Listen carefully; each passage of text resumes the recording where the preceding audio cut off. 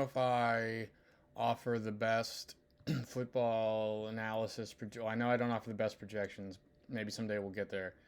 But there's a lot of football stuff coming at people for me recently. I hope it sticks. Hope it sticks around. It's a lot of fun. But uh, the one thing I do know that I have that other people don't that I can offer and actually add to the world is this dashboard, and I'm going to show that again here.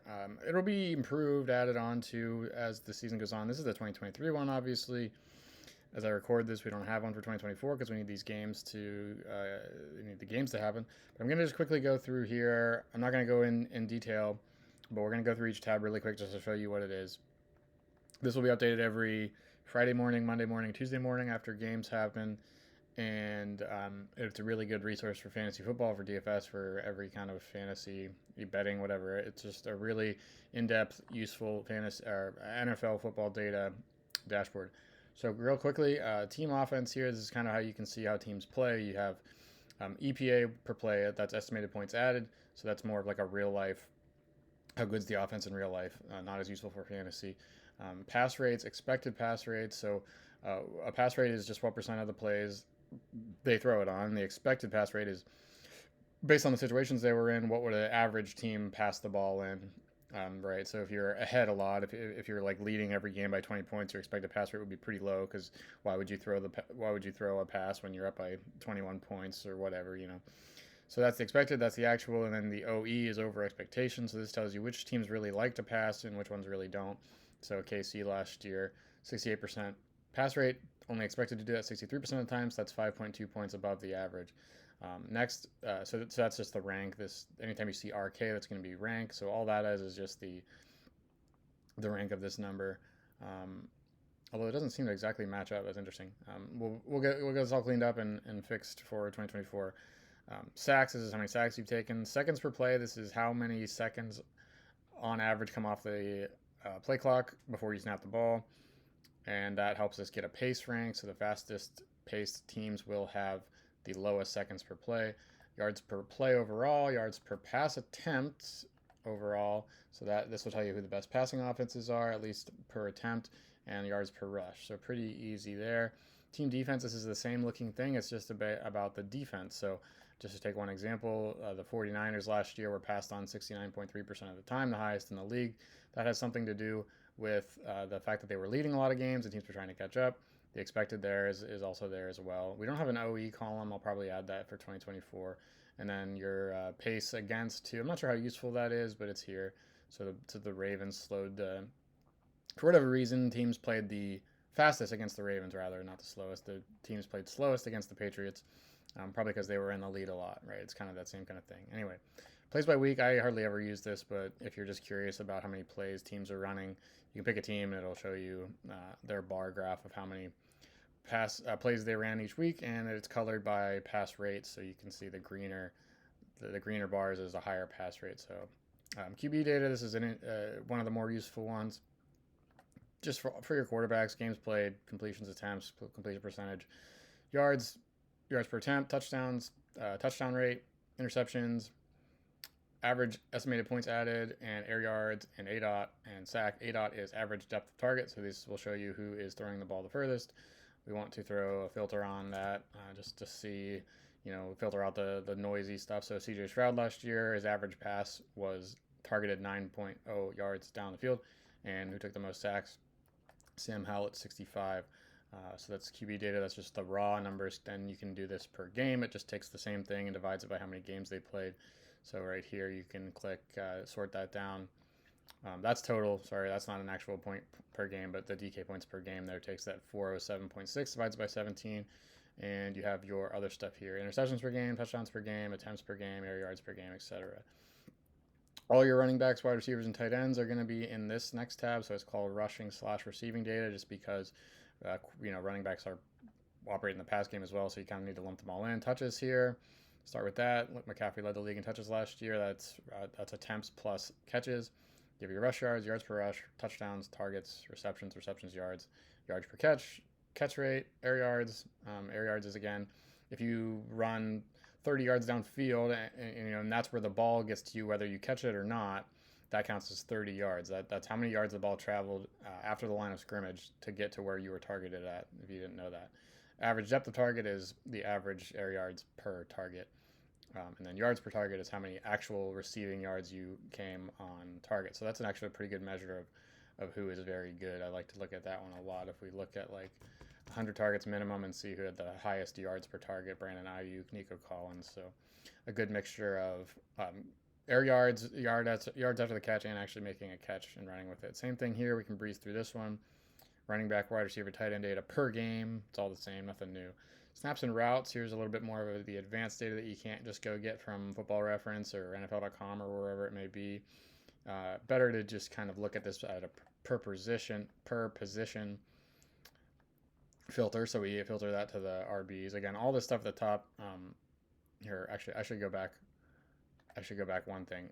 There's all these filters at the top, and they're all pretty self-explanatory, but there's a couple that probably should explain. If you're curious to see like what take my team, the Steelers, what they do inside the 10-yard line or something, you can filter that to that.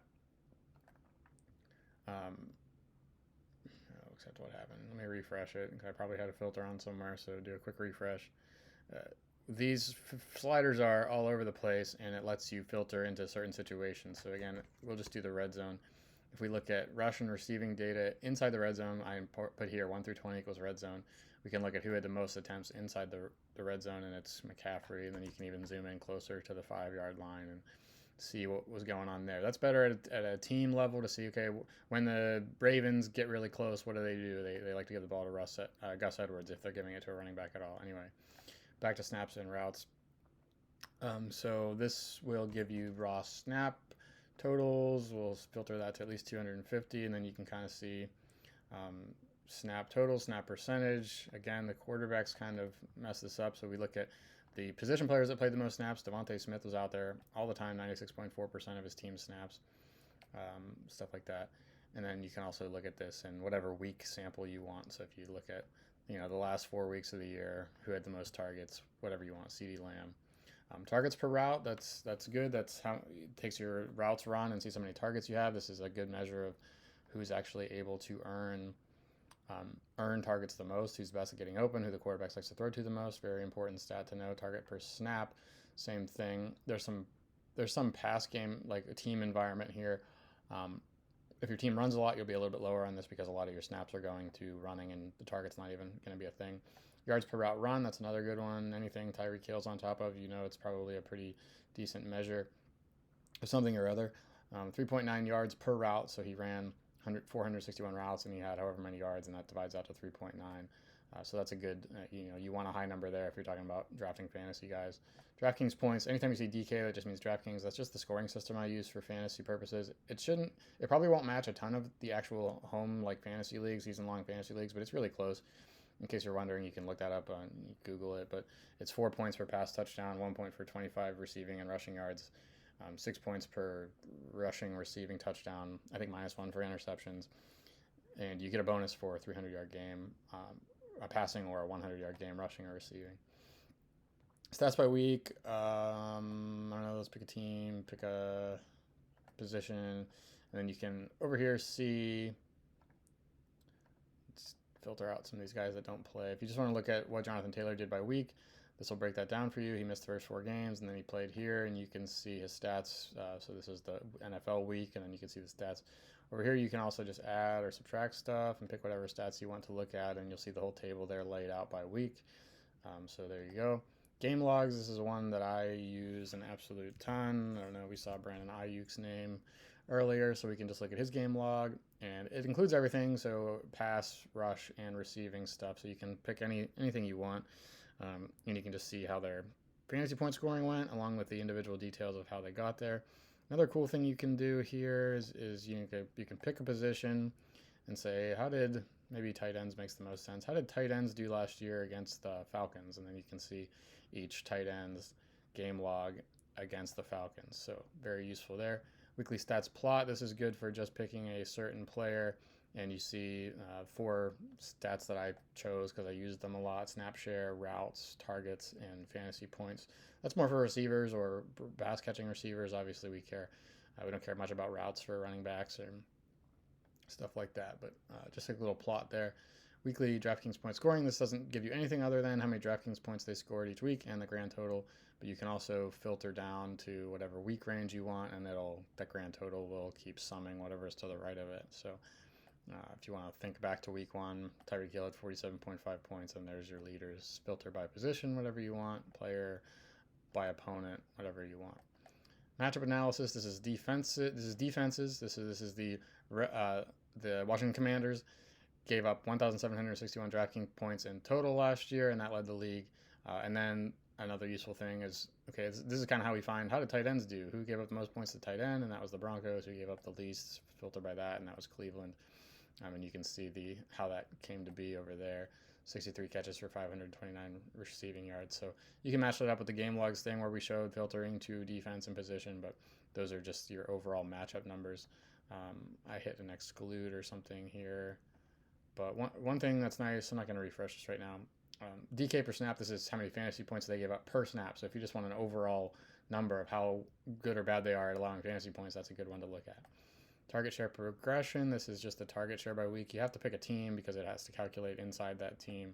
But you can see guys that are trending up or down in target share. So you can see like CD Lamb started a little bit low, a little bit of a slow patch there, and then it's colored by how good the number is. The redder, the better. So target share, that's the percent of total team targets that you got. More stuff on share data. We have rush attempt share. Again, this is only useful if you pick a team. So it forces you to pick at least one team, or one and only one team rather. So Stephon Diggs last year, 161 targets. That was 29.3% of the Bills total. He had 1,658 air yards, and that was 35.29% of the team total. And his rush attempts only had one, so that was only 0.2%. But then you look at James Cook, 237 rush attempts. That was 46.29% of the total, and the touchdown share there as well. So that's good to see how teams use the ball, how they move it around. This one is ugly. It's not one I've used, so I'll clean that up. That's going to be snap share against target per route, but I should have some filters and stuff there, so ignore that. Target and touch progression. This is it's ugly. It's for sure ugly, but if you're looking at, say, how did Denver receivers go in terms of targets, you can kind of see. You can pick a line, you can pick a player over here and see who's trending up or down in targets and routes, or touches rather.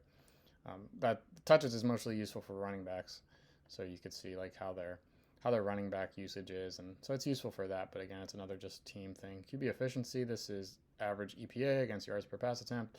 Not super useful either, but if you're interested in that. Running back usage plot, rushing attempts versus targets, that's both. So you want a running back that gets targets and rush attempts, and this will show you kind of who's at the top.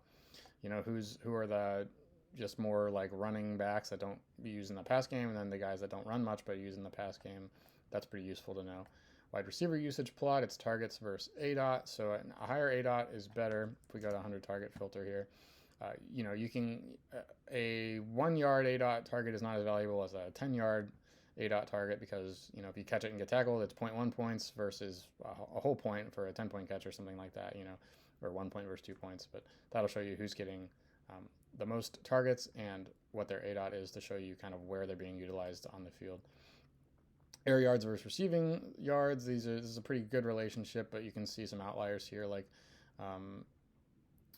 Amon-Ra St. Brown performed really well. He had a lot of receiving yards and not as many air yards, so a lot of yard after catch stuff. On the other side, Marquise Brown. So you can use that to find kind of guys who are under or overperforming, or lucky or bad luck. A lot of that has to do with quarterback play and stuff like that, and yard after catch ability. So, and then the data is all to the right in a table format. That's where that plot comes from. Offense yards plot. This is team stuff. Team yards per pass attempt and yards per rush. I should put a thing here to not show down so far on the x-axis, but so the 49ers were good at both passing and rushing. The Cardinals were good at rushing, not so much at passing. Houston was good at passing, not so much at rushing, and that just shows you where each team lines up. Same thing with defenses. So the Bengals were bad at both. Houston was bad at allowing stuff through the pass game, but pretty good against the run. Baltimore was pretty good against both, but leaned more toward, you could run on them a little bit. So this shows you where each team lines up against the pass and the rush. It's just so you can see, okay, for DFS purposes, maybe Houston, I know that Houston's a decent defense, but how can we maybe attack them? Like if I have a wide receiver against them, that actually feels pretty good because they have a pretty bad yards per pass attempt there. Um, Average up the target versus catch rate. This is somewhat interesting. Obviously, the further downfield the target is, the less likely you are to catch it. But this will show you guys that are exceeding at both. Up here would be a guy that's catching a ton of balls downfield at a high rate. Not many people up here, but the guys that are kind of creeping up there, Nico Collins, T.D. Lamb, these are going to be the guys that end up scoring the most fantasy. Really, the guys that end up getting the most receiving yards. But cool plot there, and then you can really see Bijan Robinson got, he's catching almost all of his passes, but that's because they're pretty easy to catch at a 0.3 yard ADOT. So that's the NFL dashboard. Again, I plan to upgrade it, make it better this year, but that'll get you started with how to use things and how to filter through. Let me know if you have any questions.